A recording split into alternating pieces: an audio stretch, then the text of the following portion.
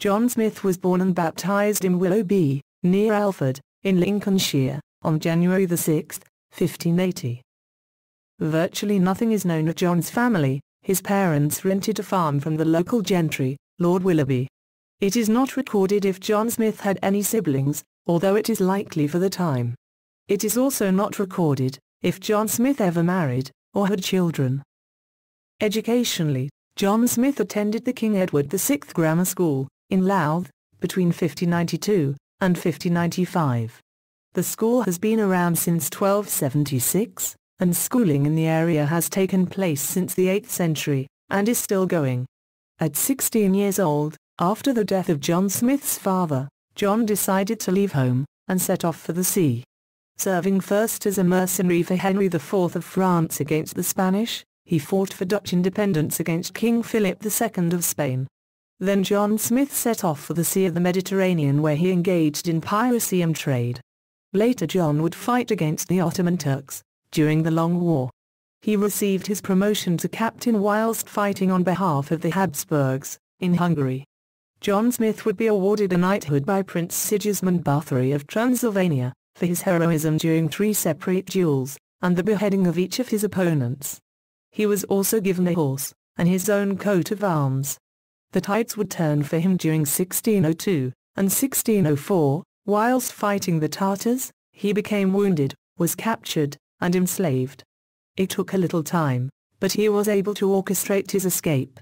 He travelled through the Polish-Lithuanian Commonwealth, before being able to reach Europe, North Africa, and finally his return to England in 1604. By 1606, John Smith would find himself working for the Virginia Company of London, and engaged in their plans to colonize Virginia. The company had been given a charter to do so by King James. 3 ships set sail on December 20, 1606. During the voyage, Captain Christopher Newport would charge Smith with mutiny, but before sentence was carried out, landfall was made.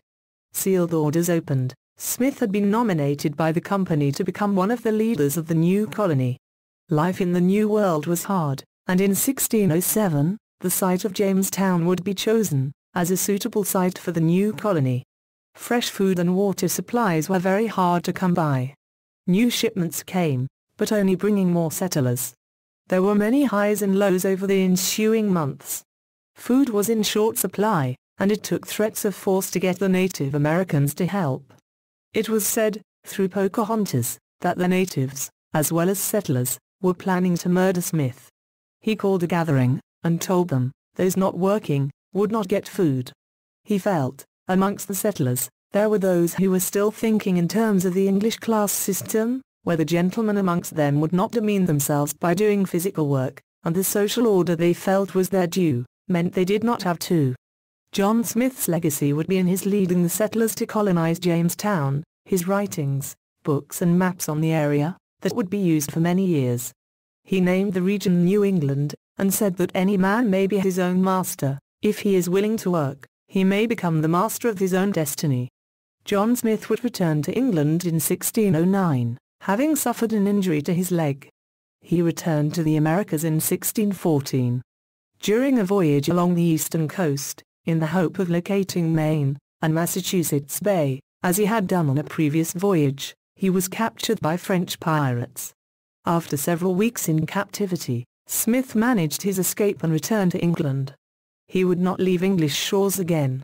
He wrote, and published, his accounts of his 2 voyages, and in 1631, at the age of 51 years, Captain John Smith died.